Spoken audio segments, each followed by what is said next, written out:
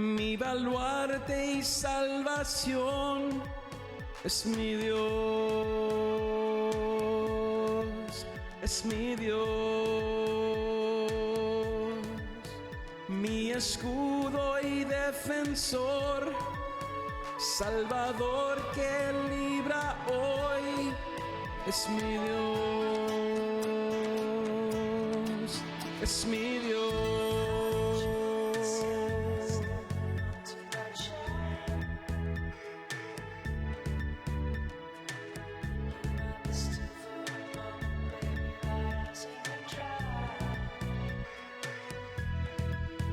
El Señor me premia por mi conducta y mi valor, es mi Dios,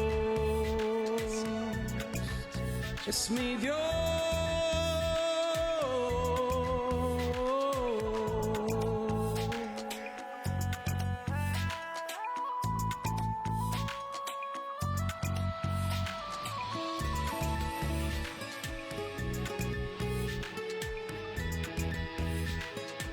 Te alabaré, Señor, te alabaré, Señor.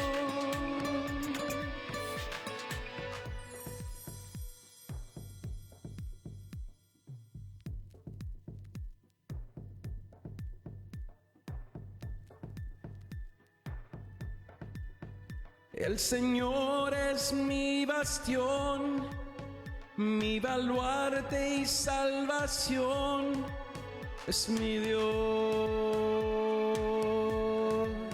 es mi Dios, mi escudo y defensor, Salvador que libra hoy, es mi Dios, es mi Dios.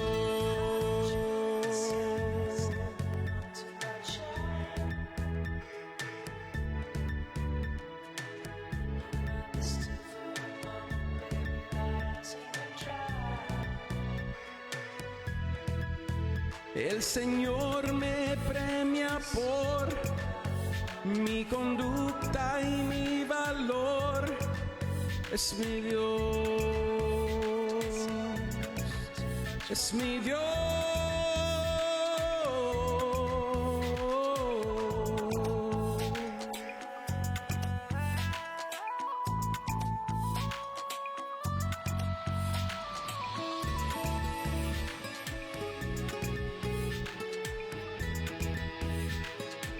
Te alabaré, Señor, te alabaré, Señor.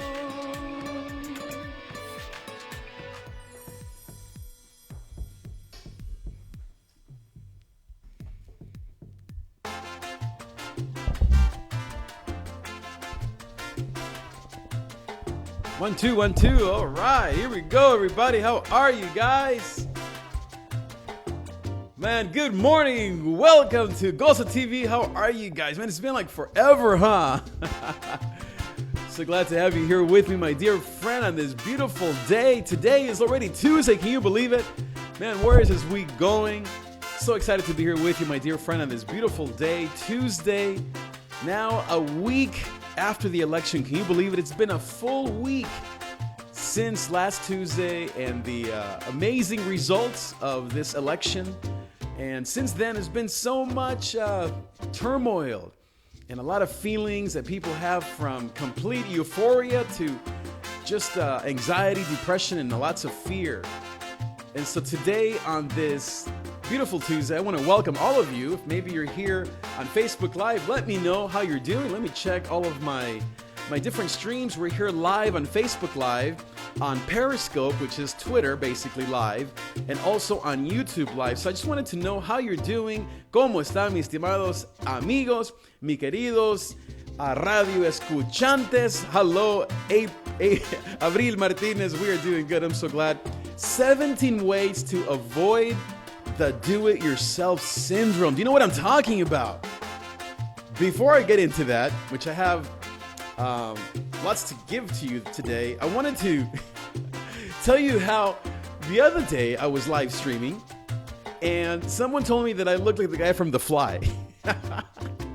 So I wish I had a picture of the guy. At first, I must say, I thought that he said that I looked like a fly with the big eyes and the wings, como una mosca. Does I look like a mosca to you? I guess I do to some people. I'm not offended at all. I guess the person was saying that I look like a movie star, like the guy Jeff Goldman from The Fly and from Jurassic Park. But I took it the wrong way. I thought he was telling me that I look like a dinosaur, or maybe like, hey, fly, como una mosca. But anyway, you can vote. Let me know on the comments below here on Facebook Live, on Periscope Live, on YouTube Live. Make sure that you invite your abuelita, invite your cousin, invite your primos, because Gozo TV is on the air. Vida Gozo, bienvenidos. Here with my Gozo cup. You guys have yours yet? Look at these awesome Gozo mugs. This is part of Gozolandia. You're on my Gozo Duende, viviendo la vida Gozo, viviendo en la calle Gozo. Here on this beautiful day, you are my citizen of the Gozo planet, of this Gozolandia. Bienvenidos. Glad to have you guys. Let me know where you're coming in from here on Periscope, on YouTube, on Facebook Live. So glad to have you guys. Let me check here my other streams just to make sure that everyone's doing good. All right. 17 ways to avoid the do-it-yourself syndrome. You know what I'm talking about, Gozo Nation? You know, sometimes we fall into this trap, especially as creatives, or maybe as type A personalities, as Gen X. Let me know, by the way, if the music is too loud. I'm going to bring it down a bit so that you can hear me just fine. But, you know, sometimes we as creatives, we as type A's, Gen X, my goodness, how many Gen Xers are out there? Woo! Remember they used to call us the Busters? But I feel like we as younger people, or now we're in our 40s, my goodness, what happened, huh? Still got my hair, got a few extra pounds, aren't as perfect as you used to be, but whether it's raising teenagers, whether it's trying to get in shape, or whether it's just simply leading your own life, your own mental health life, right? We fall into this trap as type A's, as perfectionists, of the DIY syndrome. Do it yourself. Now, it works when you are building your own shed in the backyard, or when you are like on Pinterest and you want to make this perfect meal for your family. It works then to do it yourself. You know what I'm talking about? You go on Pinterest, you go on YouTube, and you look up a recipe. You watch all these videos on how to make that perfect casserole for Thanksgiving, for your husband's birthday, for your kid's family, and you have this awesome result. You work hard, you buy all the ingredients. You know what I'm talking about, Gozo Nation? You go to the store, and you have this awesome result, and you feel so proud. Like, yeah! By the way, have you noticed my Gozo bracelet? I don't have my Gozo pin today. I got my Solar City thing going today. I worked at Solar City for a few months. Awesome experience. But anyway, now, the problem, though, is that our lives aren't a casserole, right? The way that we process our goals, or the fact that we can't get into the best shape of our lives like we used to, or that our teens aren't behaving like we want them to, we can't just watch a video, right, on these things. It's impossible. You have to do it differently, but how do you do it? How do you not fall into the trap of doing it yourself and instead still try to get your things done and feel good about it and honor God and have peace in your life and have gozo? Gozo means joy, by the way, in Spanish. So I have 17 tips that I want to give to you. So I want to get right into them so that you can get a feel for what to do. Okay, so I have a slideshow that I put together. I'm going to go and click a few things here on my computer so I can show you and tell you what they're all about. Okay, so let me just give you a little bit of an intro slide here once again, and I'm going to go and get these slides ready for you. Okay, I'll be right back.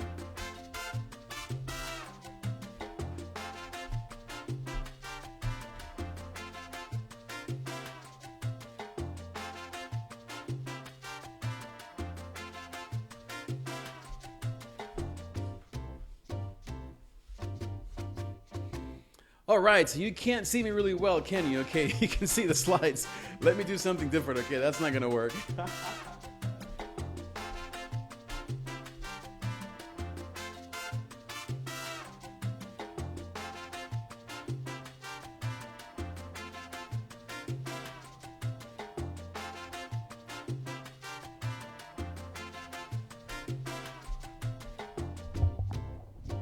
Okay, so that's a little better. Okay, so you won't be able to see my lovely face, but I think we'll be okay. So here we go. 17 ways, my Ghost Nation, to avoid the DIY syndrome. Number one is you have to learn how to build unique relationships. Here's what I mean by that. Sometimes we, as I said, as go-getters and as doers and people that feel like we have to do it all on our own, we don't know how to build relationships. But here's the thing. It's not just any relationship that I feel we need. Is unique relationships. What do I mean by that? I'm talking about people that we can really trust. When you and I are trying to do great things in life, here's the thing. Not everyone gets that. Not everyone is going to be able to rise with you because some people just don't get you. Have you ever noticed that? People just don't get us sometimes. They think we're weird, and we are sometimes, right? They think we're sort of a little off, and sometimes we are. We are a little different. And so you have to be comfortable building relationships with only those people that actually get you. Don't give your heart away to just anyone, Ghost of Family. Don't give your heart away to just anybody who is out there trying to, listen to you or I'll put myself here in the shot once again. You have to learn how to basically be protective of yourself. Protect your own life. Protect your ideas. And not just simply give away all of your thoughts to anybody. You have to build unique relationships. What do I mean by that? Trustworthy people. People that have your back. People that understand who you are. You can have a million friends, that's fine, because we that are the do-it-yourself types, the Gen Xers, the creatives, we can just talk to anybody, right? Because we're here to help people. But what you have to do is to limit your inner circle. Out of your 10 friends, there might be only one that can rise with you, like an eagle, that gets you. Don't give your heart away to anyone. Build unique relationships with people that you know get you. Number two, here it is, share your process with others. It's good for your soul. This is in some ways the opposite of number one, and that's how it is sometimes. Just because there's nobody that gets you doesn't mean that you need to hide from people.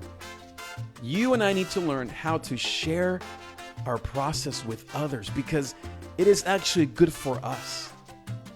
Here's what happens. A lot of times we don't like talking about our insecurities or about our gains, about our wins or our losses because we feel that it's all or nothing. That either we have to be on top of the world or we are a failure, right? You know what I'm talking about? But that's not true. It's actually very important and very beneficial that you and I learn how to share our process with other people. Let me get the music back here. Because here's the reason why. Because when we share with people, when we learn how to actually, let me see, is that too loud? Turn this down a little bit. Okay, there we go. That's probably better. The reason why it's important to share with people is because in the sharing is when we realize that we do have a lot that we're learning. We have a lot to share with others.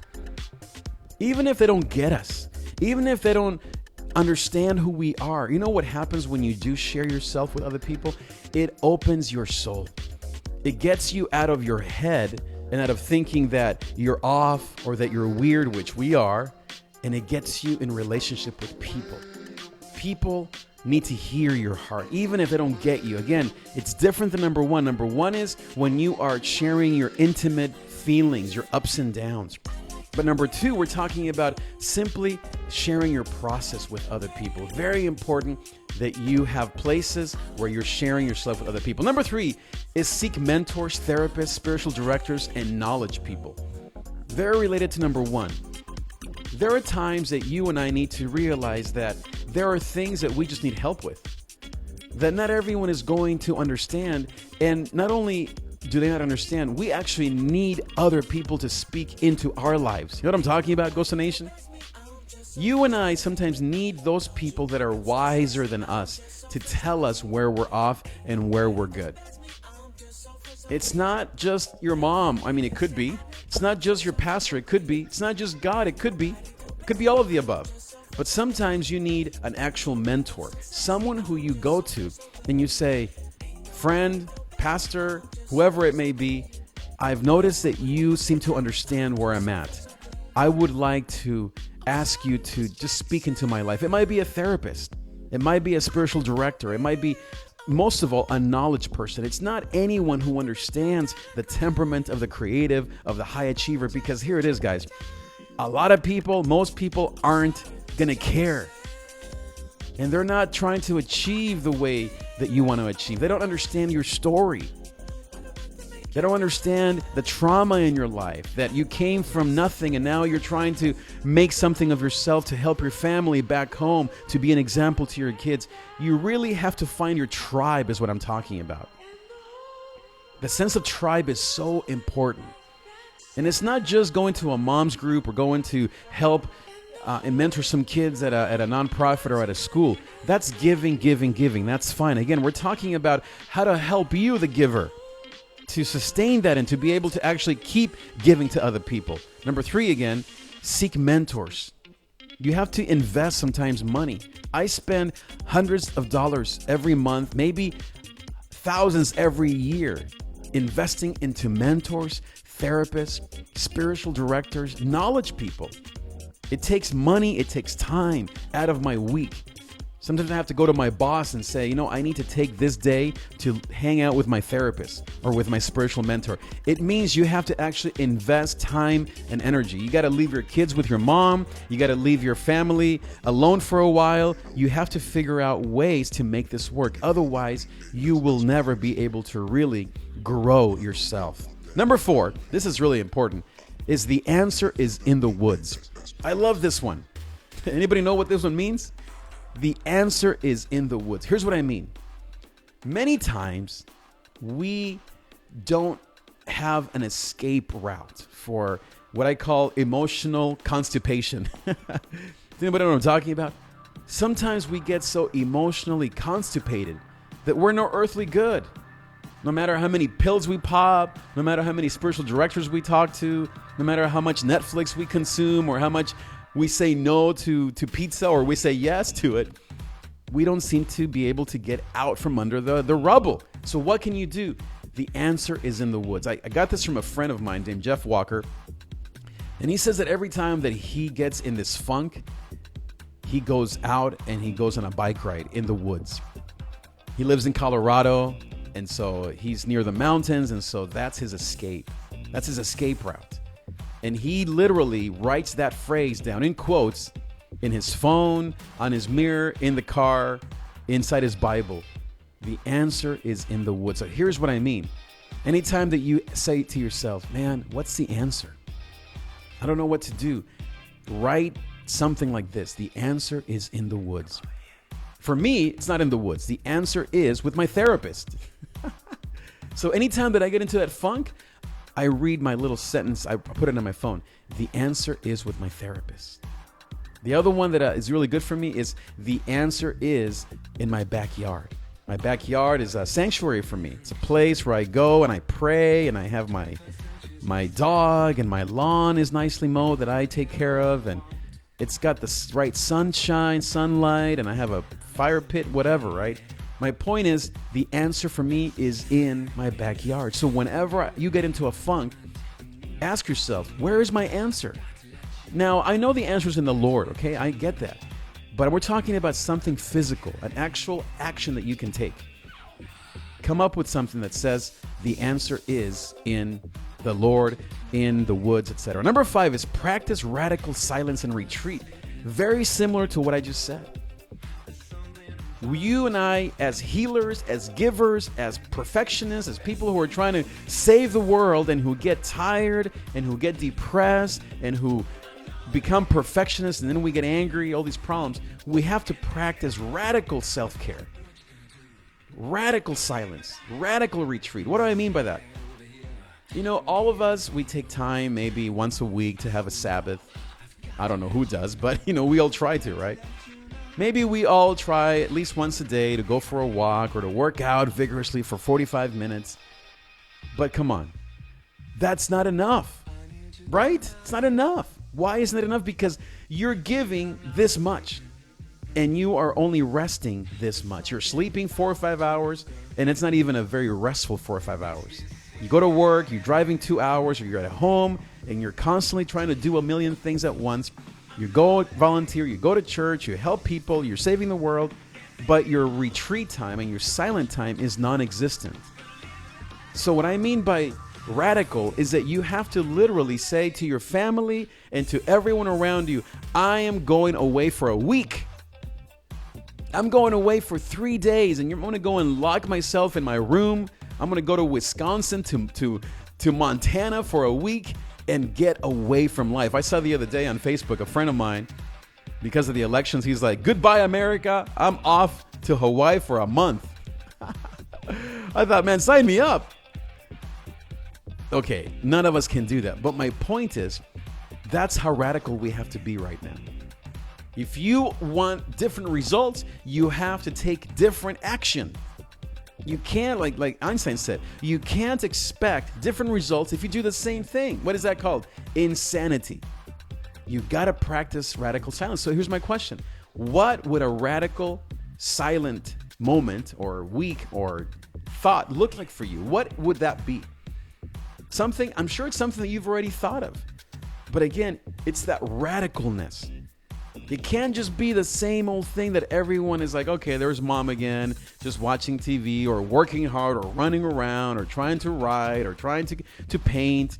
You have to 10x it. You have to go way above and beyond your normal routines. Number 6, you have to lift the shade once in a while. It won't kill you. Here's what I mean by that. For most of us creatives and perfectionists, especially if we're spiritual people, followers of Jesus, like I know most of you that watch me are, our greatest fear is that we have to be strong. Right? Anybody know what I'm talking about? You have to be strong for your parents, strong for your children, strong for your husband, strong for your wife, strong for your ministry, for your church, blah, blah, blah. You have to invest into younger people, all this stuff, and we never allow ourselves to lift the shade. Here it is. You don't have to walk around crying all day long. So I know most of us fear that if we lift the shade, meaning if we're vulnerable, if we talk openly to people about our lives, especially about our lows, we're going to lose our jobs, right? Those are our fears. We're going to be weak. We're going to lose that position. People aren't going to respect us. People are going to think less of us. And guess what? Some people will. That's just a reality. And I'm going to get to that here in a second. Some people will think less of you, but it won't kill you to lift the shade once in a while. I had a friend once that after I lost I believe it was my grandmother or my father, some of the most horrible times of my life. I remember being in my office, just trying to be strong. And she came into my office once and she had lost her mom about a year ago. She said, Trig, just lift the shade once in a while, a little bit more each time. That really helped me. At first, I was like, I'm not lifting my shade. Or here's the other problem. I was like, oh yeah, I lift my shade up all the time. But here it is. Controlled honesty is not vulnerability. Let me say it again. Controlled honesty is not the same as vulnerability. Vulnerability is when you actually feel like you're jumping out of the boat and you're sinking. Vulnerability is when you actually feel like you're up on stage naked or like without your makeup or you have broccoli between your teeth. When you are vulnerable, it feels like you are out of control. It's when you begin to sweat. It's when you begin to get that really terrible pain in your back. You know what I'm talking about? That is vulnerability. Practice controlled vulnerability once in a while, even in big groups, even with your staff, even with your volunteers. Lift the shade once in a while. It won't kill you. Trust me, I've done it, and it's very powerful. Number 7 is make a list of safe people and check it daily. We're talking about 17 ways to overcome the DIY syndrome, the do-it-yourself problem that we all have, especially as creatives, perfectionists, and Gen Xers and younger generations too. Make a list of safe people and check it daily. Here's the thing. When we get into this bad place where we can't talk to anybody and we feel overwhelmed and like the world is ending, what happens is that we feel we can't talk to anybody, right? We begin to think, man, that person doesn't get it. My wife doesn't understand, or they're tired of hearing me, or my kids are too young. I want to protect them, right? We go through this stuff. Make a list of the safe people in your life and check it every day.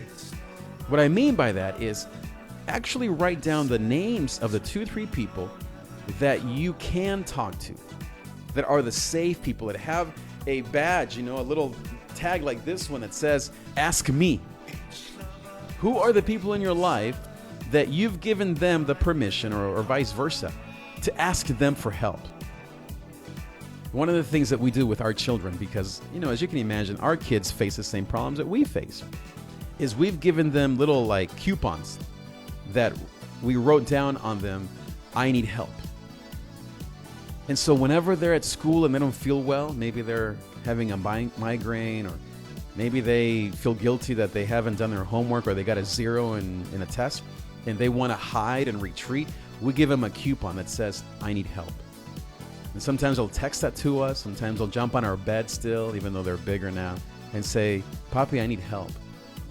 Or sometimes they'll send me a picture of something that they're dealing with. Or they'll call me from school, like the other day. One of our daughters called me and she said, Papi, I need help. I have a migraine. Can you come help me? It's so beautiful. Make a list of the safe people in your life that you can say, I need help to. I'm talking about 1, 2, 3 people. It's not everyone, but make a list and check it all the time, so that way you know who to talk to. Number 8, make a list of the things that trip you up and check that daily. Make a list of all the things, all the thoughts that trip you up, and check it daily. Here it is, guys. The things that make you feel insecure, that make you feel like a failure, like you're living on Failure Street, not on Gozo Street, are the same old things over and over again, right? Anybody know what I'm talking about? They're not brand new things. They're not things that shock you. It's the same stupid things over and over again. Someone criticized your hair. Someone told you that you can't drive really well. Or your husband said that your cooking stinks. Or maybe your volunteers never show up on time and you take it personally. Here's my point. The things that trip you up, that put you in that funk, in that pity party, woe is me, are the same 2, 3 things over and over again. They don't change. Here's the good news. Not everything trips you up. What trips me up doesn't trip you up. For example, for me, when someone says to me, oh, I don't like the way you talk. Or the other day, someone's like, oh, great music, horrible content. Whenever someone criticizes what I say with my words because it's an insecure area of my life, now I'm lifting my shade here in front of you, right? A little vulnerable. Feels scary. Whenever I hear criticism, hey, I'm a pastor, I'm a speaker. That's my job, is to talk. So whenever someone criticizes that, man, I go into the spiral. Now, you probably don't deal with that because maybe you don't speak. Maybe you feel fine. Maybe for you, it's your cooking. Now, if someone wants to say to me, I don't like your cooking, well, I don't care, right? I'm fine with that. I know that I stink at it. But if you feel like that's something that you really do with your heart, and yet people criticize it, and it's not like 80 people criticize it, it's just one person, then it trips you up. My point again, number 8, make a list of those 2, 3 things that trip you up and check it daily so that when that criticism comes, you'd be like, yep, that's on my list. Okay, I got to do my other things. I got to practice self-care. I have to talk to my safe people. I need to call my therapist. I need to pray. I need to think the truth. I need to say, it's all in the woods. Whatever your thing is, your plan, you got to then work that, because you know that thing that just happened to you is on your list of things that trip you up. Be honest. Be self-aware. Don't be like, oh, I didn't know that really hurt me. Duh, of course it hurt you. It's the same things over and over again. Make a list of those things. Get real about them. Number 9. Here we go. Let's keep moving. We got 17 here. Expect to get hurt. I still get shocked every time people tell me that they're hurt. I think, dude, like, you get hurt about this all the time.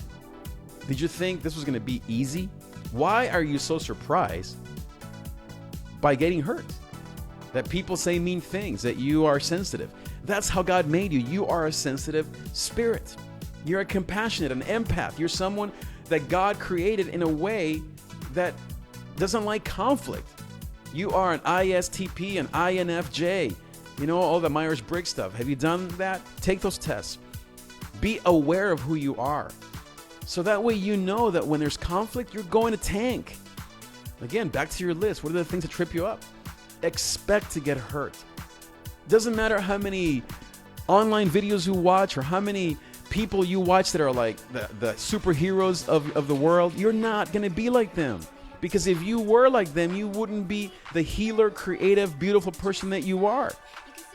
You don't see the Steve Jobs and the Donald Trumps, out there helping kids right after school or mentoring their kids or painting or drawing. We are the creative corner of the world. We are the healers. We are the world. Like Michael Jackson, that's who you are. So therefore, you're going to get hurt. Expect that. Don't be surprised. When you get hurt, check your list.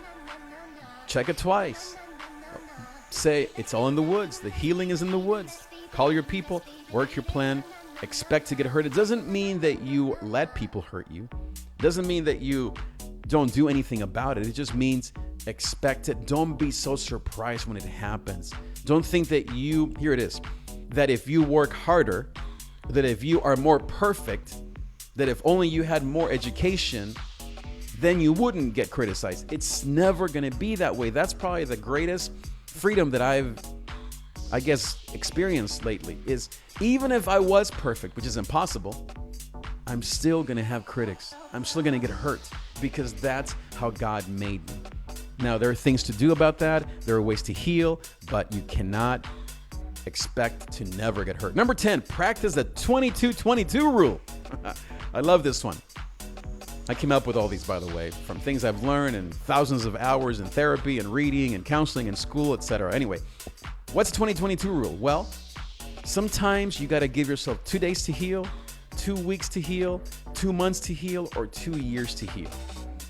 I think one of the problems that we have, again, because we're perfectionists and we think we need to be better than everyone, or we need to just simply, please our parents or be perfect for God, is that we don't give ourselves time to heal. We don't give ourselves time to reel.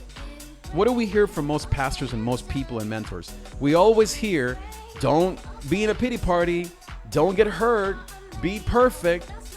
Are you kidding me? Jesus himself cried at Gethsemane. Peter himself made a bunch of mistakes. David, Jonah, Daniel, Paul, my goodness, he killed people. All of these awesome men and women, Esther, a lot of the different, Mary even, Magdalene, all of these women and men and women, they weren't perfect in their following of Jesus. They made mistakes. They got hurt. They got their feelings hurt. They were rejected. My point is, practice the 2022 rule, which means take 2 days to heal.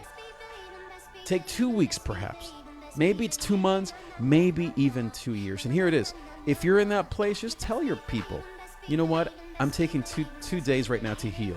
Oh no, what's wrong? I'm just simply practicing some self-care. It's going to take me a couple of days. I'll be fine, but it's going to take me a couple of days. It might be 2 weeks. It might be 2 months. It might be 2 years, depending on the pain that you're experiencing. The other day, about, 3-4 months ago, I had a friend criticize me about the things that are always on my list, the things I've talked to you about a million times. And it took me 2 weeks to heal. But guess what happened at day 1, at day 2? I was beating myself up for letting that hurt me. You know what I'm talking about, right? My perfectionist attitudes were telling me, don't let that bother you. Even though it was on my list of things that always hurt me, even though this person was not on my safe list. In other words, he wasn't someone that I have let speak into my life. He wasn't a safe person. And yet, I was shocked that it was taking me 2 weeks to heal from it because I forgot the 2022 rule. Sometimes it's going to take 2 days. Sometimes it's going to take 2 months to heal from something. It doesn't mean that you're horrible, that you're not a good Christian, that you're a mess, that you're a terrible mom, that you're a terrible leader, that you hate your husband. It simply means that you are a sensitive person and it takes you time to heal. And guess what's going to happen after those 2 weeks? Like for me, I came out stronger than ever. I came out with a momentum and a focus that I didn't have before. Because guess what we do as creatives? We take that criticism, we tank, but then what do we do because of how God made us? We analyze it. We take the good from the bad. Oh man, this is great.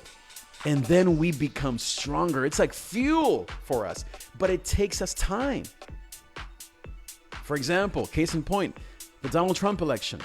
You might be in a place where it's going to take you 2 months or maybe 2 years to heal from this. What's the rush?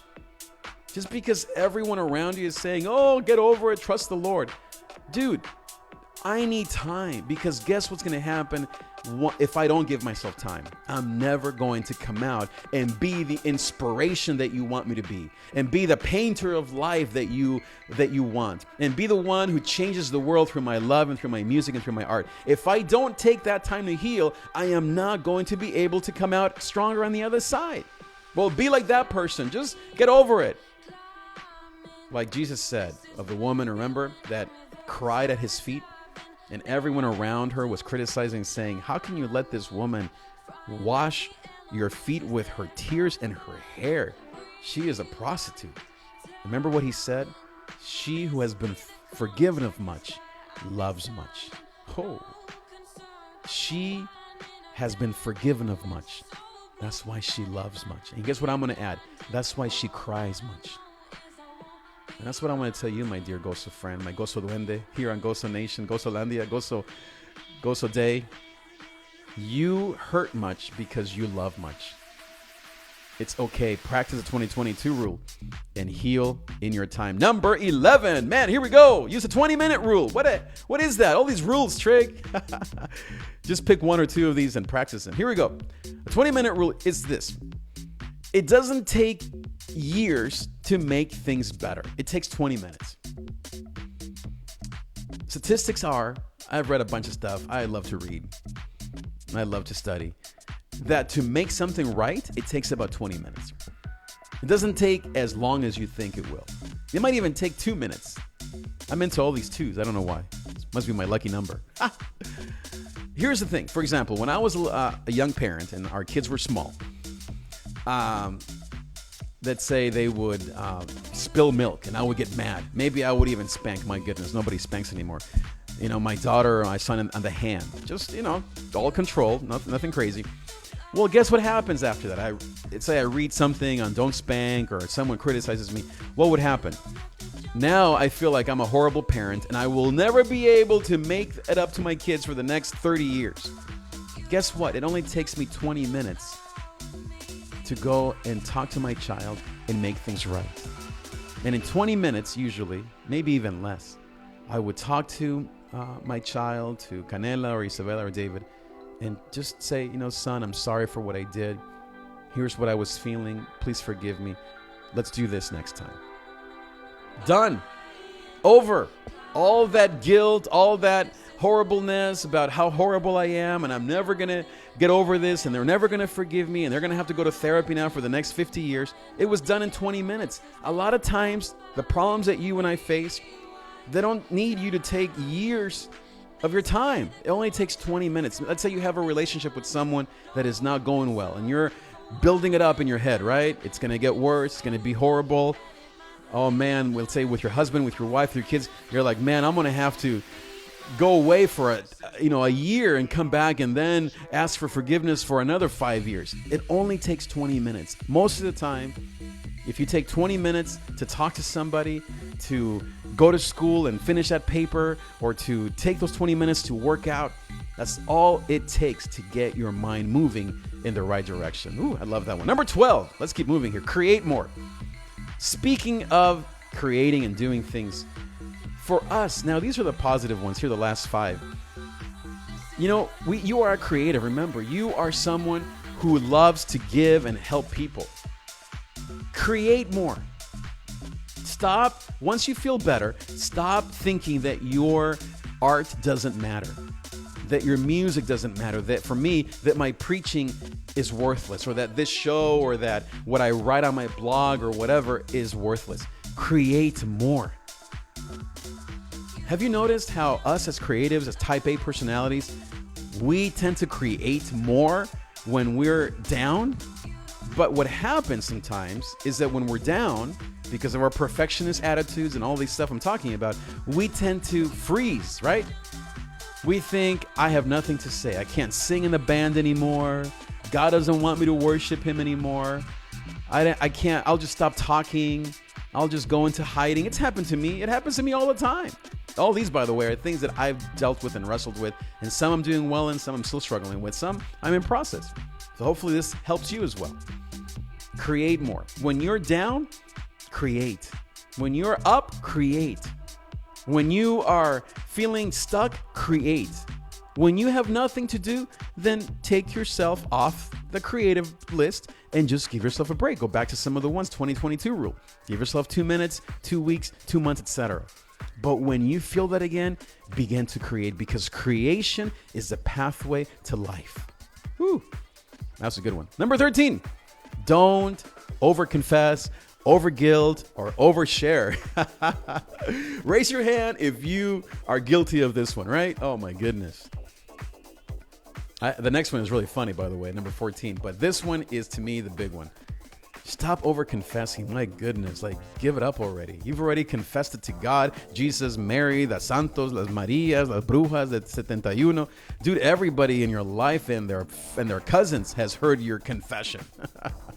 I think our Catholic guilt from our childhood, or from our, maybe you weren't Catholic, but all your tios and tias were, gets in the way sometimes. And we really think that if we confess 100 times, then we'll feel better. Stop confessing. You already confessed it. Don't text to the same person, I'm sorry, I'm sorry, I'm sorry. You already said I'm sorry, just once. Don't over guilt. And don't overshare. Oh my goodness. Who's guilty of that? You know what happens when you overshare? It really means you're not ready yet to talk about things. It means you need to have that radical silent retreat, or that silent space that I was talking about, number 2 or 3, I think it was. If you notice that you're oversharing with your friends, with your kids, with your husband, with your family, unless they're on that list of your trusted people, that list I was talking about earlier. But if they're just like your staff member, or the mailman, or someone online that you're over texting, a man if you're a woman, or a woman if you're a man, if you're in that place, guess what's happening? Your soul is bleeding. That means you're not ready yet. That means you have to go back to those principles. Go to the woods, create, go to your list, talk to your spiritual director, go to therapy, whatever. Guess what happens when you're ready? You won't overshare. You will feel more controlled. You will feel like you're actually helping people. You will have a better sense of yourself. And don't be so guilty. Give yourself the grace. Forgive yourself. Write on a piece of paper, it's okay, God loves me. It's okay, God forgives my grief, forgives my guilt. Look at the Bible again. Paul, David, Esther, Hannah from the Bible that was crying because she couldn't have a child. All these men and women who had these moments of loss, God loved them still. Even though they were in a moment of difficulty and trial. Noemi and all of these amazing people, Daniel, who maybe for a moment lacked faith or didn't do things perfectly. David, of course, goodness. Jesus himself, again, when he was saying, why have you forsaken me? Allow yourself to have weakness and just don't overshare. Number 14, let's keep moving here. We're almost to the end. I got to go soon. Number 14 is 4 fingers in and 1 finger out. This is the one I like the most. What does this mean, Trig? Here it is. Most of us, when it comes to being a perfectionist and when we can't keep up with ourselves, what do? We blame everything on ourselves, right? Instead of, how like this is like the ultimate blaming other, like blaming somebody else, like pointing the finger at them, right? You need to learn actually how to do this more. You're like, I don't want to blame or shake my hand or my finger at people. You and I need to do that more. Because what we do is we blame ourselves all the time. 4 fingers in. This is what we do. We're like, It's all me. It's my fault. I should have done better. I should have known more. It was because I'm an idiot, because I didn't do that right, because I'm overweight and I don't know enough, and I should have, been a better mom, and I should have gone to school more and should have studied. All this thing, I should, we're guilt driven. Again, I don't know if we're like all ex-Catholics, recovering Catholics. My goodness, Lord, help us. Let's read Galatians more and Ephesians 2 and live by grace. But we struggle with that, right? We struggle with grace. Bottom line, we struggle with grace for many reasons. My point is, begin to point the finger at other people. I know it sounds horrible. Say, you know what? It was your fault. You know what? You missed that meeting. You know what? It was you who actually dropped the ball, not me. You should have picked up the milk, not me. Why did you say those mean things to me? I thought that you were the one who was going to talk to that person. Let's say you're in a staff room and everyone's like, oh yeah, the pastor didn't do this. Wait a minute. I thought that was your responsibility. Oh, but isn't that horrible? Doesn't that make us feel terrible, right? We struggle with that. We're like, no, I got to take all the guilt, all the shame. It's all on me. I should do better. I'm going to go home and be perfect. And then what happens? Boop. More pills, more Netflix, and more hot chocolate or more chocolate pie. And then we go work out and we feel guilty. Oh, it's hilarious. I love you guys. Isn't it good to talk about these things? You are my tribe, I'm telling you. Number 15, almost to the end. 17 ways to overcome the DIY principle or syndrome. Number 15, write, and write some more. Here's the thing. Not everyone talks on camera or in front of people. I love to talk, even though I feel like sometimes I ramble. But I think that most of us healers, we are amazing writers. But because these days, writing has fallen off the wagon as far as Facebook or social media or whatever. Even Twitter only lets you write like this much. Us writers don't express ourselves anymore. I have a friend. Her name is Amy. Maybe Amy, you're watching this. She's a therapist. Actually, she's not a therapist, but she is an editor and an amazing editor for an online journal and amazing leader. And she deals with mental health issues a lot. My point is that she writes. Now, let me confess something. Every time that she writes me an email or a blog, I think, oh man, I wish this was a video instead or a podcast so I could hear it or I could watch it or I could see her, because that's what everybody's doing. I actually, as a business coach or as a media coach that I am, I actually advise people to mostly do stuff online through video because that's the way things are going. But here it is. You know who gets left out of that? You and me. Creatives, introverts, contemplatives. Everyone tells us that we have to talk incessantly. Guess what we do for a living? We're always talking. So that when it's time for us to share our love for people, when it's time for us to process or to be vulnerable, guess what's the last thing that you want to do is talk. Write more. Even though you might think that everyone, again, is just doing videos and live streaming and pictures of their butt or of their great vacation or their perfect meal or their perfect hair, write. Use Facebook to write. Anne Lamott, she is my hero because on Facebook, she writes like 10 pages. Do I read them all the time? No. Do I have time? No. But you know what? I would rather read 2 sentences of hers than watch 25 videos of the video that went viral from some kid in, I don't know, down the street. Write. I bet most of you are writers. Who's a writer? I know all of us are. Write.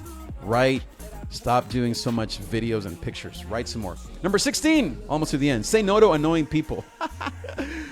Or requests. My goodness, this is a really good one. We need boundaries, guys. We need to say no. It's kind of back to that 4 fingers thing and start pointing the finger at other people. Say no to people. It's the hardest thing, right? We never say no. You should make a list of how many times a week you say no. I bet you it's 5 or less.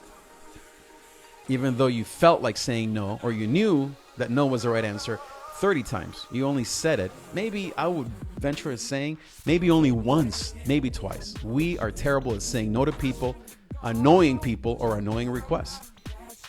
Like you, I get so many people wanting me to do things for them. Can you meet with me at this time? Can you come to this? Can you go to that? And guess what do? People pleaser, perfectionist, I can do it all. I'm amazing. I'm the savior of the world. I say yes to everybody. And then I come home and I crash and burn. And I eat, silk pie or pan dulce or whatever, right? or I don't work out, or I have a headache, or I can't, sleep. I'm on TV all night long, whatever, on Netflix. My point is, if I would just say no to people and say, no, I can't do that. Here's when I can. I would feel so much better. And the other person would be like, oh, he's a human being. He's got boundaries. He's got a life.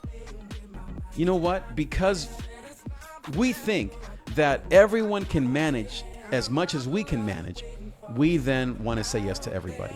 Because you and I think that carrying the load that we carry is normal. We think we should do more. It is crazy, the kind of load that you're carrying. To pastor a church, to raise 3 teenagers, to be married 21 years to my lovely wife, to have like a real ministry in this country, dealing with Trump, dealing with immigration, trying to stay in shape in the US of A, helping my mom in Nicaragua, and still feeling guilty over saying no? Dude, like, what is wrong with us? We need to say no, because to be you is impossible. So stop trying to be you. You know what I mean, right? Stop trying to be the super you, what they call the ego you. In other words, try to be the superhero you.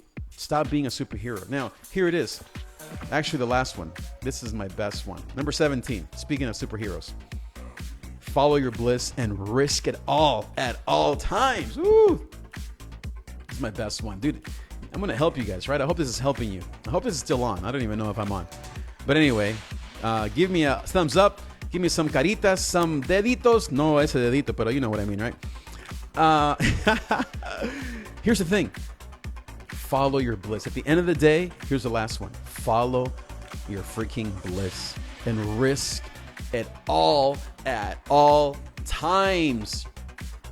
That is what makes you beautiful, is when you risk. When you say yes to the thing that nobody else would say yes to. When you go climb that hill that everyone's saying, what are you doing? When you move to that other part of the world, or you take that trip around the country that everyone says, what are you thinking?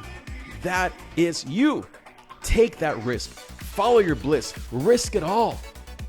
And do it all the time, because guess what?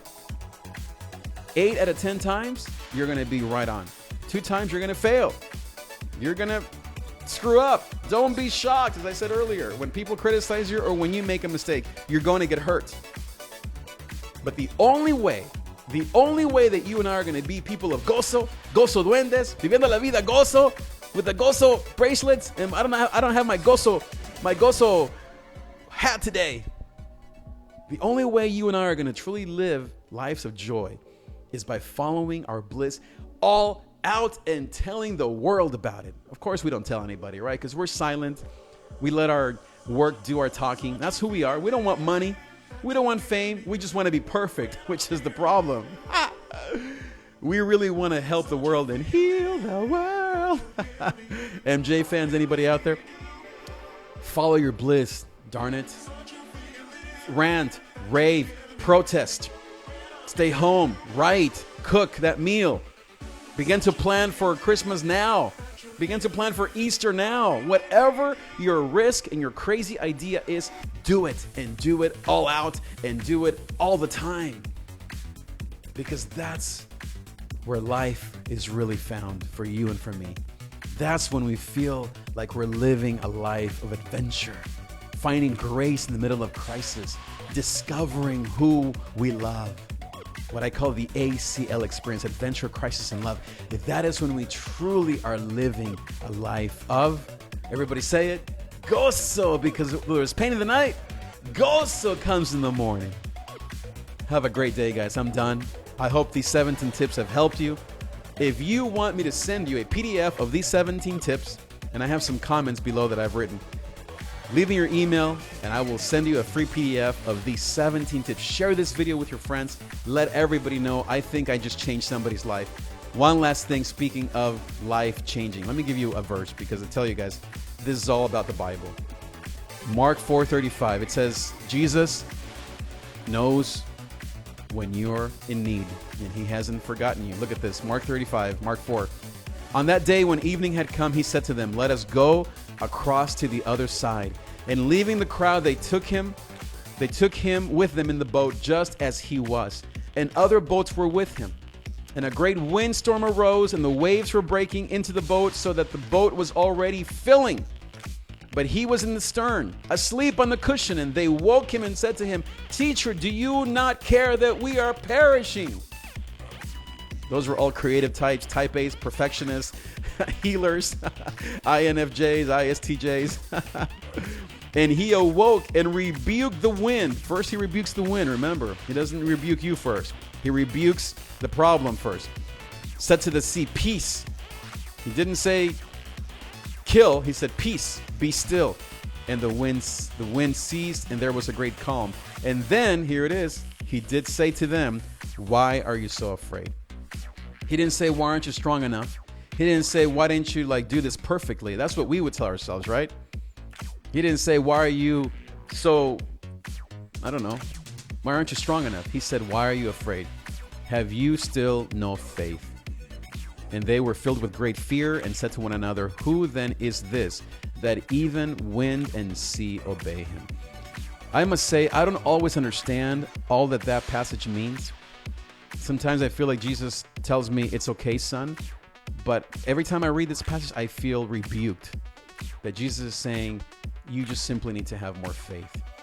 So really, I want to leave you with that. At the end of the day, guys, it's not about being us or even about being healers or creatives. That's all fine and dandy. But really, it's about being like Christ. Woo, hallelujah. It's about being like Jesus. It's about surrendering. And here's the word. You know how I was telling you earlier that I have one word? Here's the one word: surrender. It's about surrendering even your personality to Christ and saying, "Lord Jesus, I surrender my ethnicity, my makeup, my personality, my INTJ, that I need medication, that I have trauma in my life, that my daddy left me, that my mommy touched me, that my deal, whatever. And I surrender that to you, Lord Jesus. Increase my faith that I would become more like you and not like the world." I gotta go, guys. God bless you. I love you all. I hope that this has helped you. I love you guys. You are my tribe. You are my friends, my familia, my Gozolandia, my Gozo Duendes, viviendo la vida gozo. Have a great rest of this day. Have a great rest of this week. Have a great rest of this month. And I will see you next time. Adios.